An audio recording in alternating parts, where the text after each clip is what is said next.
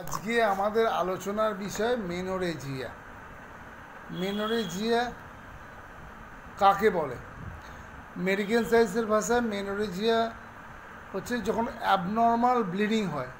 Abnormal bleeding মানে ব্লিডিংয়ে যে periods যখন স্বাভাবিক ইন্টারভ্যালই হয়, কিন্তু সেখানে ব্লাড লসের পরিমাণ অনেকটা বেড়ে যায়, বা পিরিয়ড নর্মাল হলেও ব্লিডিংয়ের দিন অনেক বেড়ে যায়। সেখানে মোর দ্যান 7 ডেজের বেশি যখন ব্লিডিং হয়, বা মোর দ্যান 80 ml বেশি যখন ব্লাড লস হয়, তখনই তাকে মেনোরেজিয়া বলে। সাধারণ পিরিয়ডে সাধারণত 20 থেকে 80 ml ব্লাড লস হয় 4 থেকে 5 দিনের। মেনোরেজিয়ার ক্ষেত্রে কিন্তু 80 ml বেশি ব্লাড লস হতে হবে, বা তার ব্লিডিংটা 7 দিনের বেশি হতে হবে। এই দুটো একসঙ্গে বা দুটোর মধ্যে যে কোনো একটা হলেই তাকে মেডিকেল সায়েন্সের ভাষায় মেনোরেজিয়া বলা হয়। এবার কী কারণের জন্য মেনোরেজিয়া হয়? সাধারণত প্রথম যে কারণটা হচ্ছে হরমোনাল ডিসব্যালেন্স। ইস্ট্রোজেন প্রোজেস্টেরনের যদি ডিসব্যালেন্স হয়, আপনারা জানেন যে ইস্ট্রোজেন অনেকটা বেশি এন্ডোমেট্রিয়াম থিকনেসে বা পলিফারেশনে হেল্প করে। ফলে যদি ডিসব্যালেন্স হয়, তখন ইউটেরাস পলিফারেশন খুব বেশি হওয়ার জন্য ব্লিডিংও খুব বেশি পরিমাণে হয়। নাম্বার 2 যে কারণটা হচ্ছে সেটা হচ্ছে ডিসফাংশন অফ ওভারি। যদি ওভুলেশন না হয়, সেক্ষেত্রে কিন্তু প্রোজেস্টেরন হরমোন তৈরি হয় না।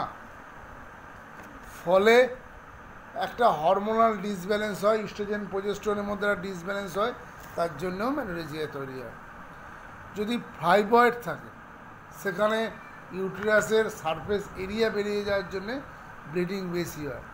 যদি পলিপ থাকে, যদি অ্যাডিনোমায়োসিস বলে কোনো রোগ থাকে, তাহলে কিন্তু মেনোরেজিয়া হয়। বা যদি কোনো ব্লিডিং ডিসঅর্ডার থাকে, তার ক্লটিং ফ্যাক্টরে কোনো প্রবলেম বা হিমোফিলিয়া, এই রোগগুলো যদি থাকে, তার জন্যও কিন্তু ব্লিডিংয়ের মাত্রা অনেকটা বেড়ে যায় পিরিয়ডসে।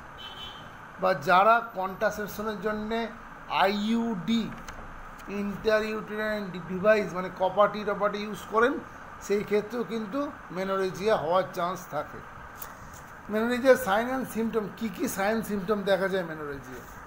সাধারণত ব্লিডিং, স্বাভাবিক যে ব্লিডিং থাকে তার থেকে অনেকটা বেশি পরিমাণে ব্লিডিং হয়। ব্লিডিং 7 দিনের বেশি হয়, এবং ব্লিডিংয়ে প্রচুর পরিমাণে ক্লট থাকে, এবং যেহেতু ব্লাড লস খুব বেশি পরিমাণে হয়, সেজন্য পেশেন্ট কিন্তু অ্যানিমিক হয়ে যায় আস্তে আস্তে। এই 4টে সাইন সিমটমই হচ্ছে মেনোরেজিয়ার সাইন সিমটম। আমরা কীভাবে ডায়াগনোসিস করব, কী ডায়াগনোসিস পদ্ধতিতে আমরা কনফার্ম করব যেটা মেনোরেজিয়াই হচ্ছে পেশেন্টের? সাধারণত পেলভিক আর রেকটাল এক্সামিনেশনের মাধ্যমে, প্যাপ মেয়ার টেস্টের মাধ্যমে, পেলভিক আল্ট্রাসাউন্ড স্ক্যানের মাধ্যমে করা যেতে পারে, এন্ডোমেট্রিয়াল বায়োপসির মাধ্যমে আমরা করতে পারি, তার মধ্যে এন্ডোমেট্রিয়াল কোনো কার্সিনোমা আছে কিনা সেটা দেখার জন্যে, বা হিস্টেরোস্কোপির মাধ্যমে আমরা কিন্তু কনফার্ম হতে পারি যে কেসটা মেনোরেজিয়া বা মেনোরেজিয়া কী কারণের জন্য মেনোরেজিয়া হচ্ছে। এবার মেনোরেজিয়া যদি হয়, তার কমপ্লিকেশন কী হবে? আমি বলেছি মেনোরেজিয়ার মেন প্রবলেম হচ্ছে ব্লিডিংটা অনেক বেশি হয়।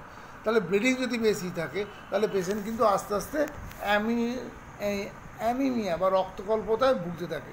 ফলে পেশেন্টের শ্বাসকষ্ট, উইকনেস, একটু হাঁটাচলা করলেই বুক ধরপড়ে, এই জিনিসগুলো কিন্তু দেখতে পাওয়া যায়। এবার আমরা আলোচনা করবো যে মেনোরেজিয়ার কী আয়ুর্বেদিক ট্রিটমেন্ট করা যায়। মেনোরেজিয়ার আয়ুর্বেদিক ট্রিটমেন্ট আমরা আগেই বলেছি, মেনোরেজিয়াতে ব্লিডিংটা অনেকটা বেশি হয়। ফলে মেনোরেজিয়ার প্রথম যে ট্রিটমেন্টটা করা হয় সেটা হচ্ছে স্তম্ভন চিকিৎসা, যাতে ব্লিডিংয়ের পরিমাণটা কমে। তারপর এটা রক্তপিত্ত, অধব রক্তপিত্তের মতো ট্রিটমেন্ট করা হয়, সেখানেও স্তম্ভন ড্রাগ দেওয়া হয়। প্রদর চিকিৎসাই হচ্ছে মেনোরেজিয়ার মেন ট্রিটমেন্ট। প্রদর রোগের ট্রিটমেন্ট যেভাবে করা হয়, মেনোরেজিয়ার ট্রিটমেন্টও ঠিক সেভাবেই করা হয়। মেনোরেজিয়া যেহেতু রক্ত এবং পিত্ত বেড়ে যায়, দুটোই উষ্ণ প্রকৃতির, সেই জন্য শীত গুণযুক্ত দ্রব্য ইউজ করা হয় এবং কষায় গুণযুক্ত দ্রব্য ইউজ করা হয়। এবং আমরা বলেছি যে মেনোরেজিয়ার জন্যে অ্যানিমিয়া হয়, সেই জন্য এতে কিন্তু পাণ্ডু রোগের চিকিৎসাও করা হয়, তাতে পেশেন্ট অনেকটা স্টেবল হয়। এবার কী কী মেডিসিন ইউজ করা, কী কী কষায়, সাধারণত আমরা বলেছি যে মেন ক্রাইটেরিয়া এম হচ্ছে আমাদের ব্লিডিংটাকে স্টপ করা। তার জন্য নাগরাদি কষায়াম, শতবারাদি কষায়াম, তিক্তক কষায়াম, এগুলো খুব বেশি মাত্রায় বেশি ডোজে দেওয়া হয় যাতে ব্লিডিংটা খুব তাড়াতাড়ি চেক হয়।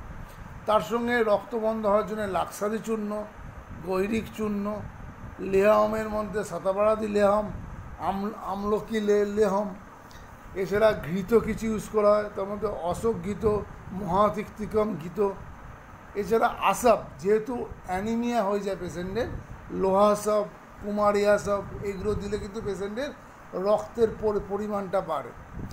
এছাড়া কিছু রসৌষধিও দেওয়া হয়, যেমন স্ফটিক সিন্দুরাম বলে একটা রসৌষধি আছে, এই রসৌষধি দিলে কিন্তু পেশেন্টের ব্লিডিংটা আস্তে আস্তে নর্মাল হয়ে যায় এবং রেগুলার ওয়েতে মানে মেনোরেজিয়া থেকে পেশেন্ট আস্তে আস্তে স্বাভাবিক পিরিয়ডসে ফিরে আসে।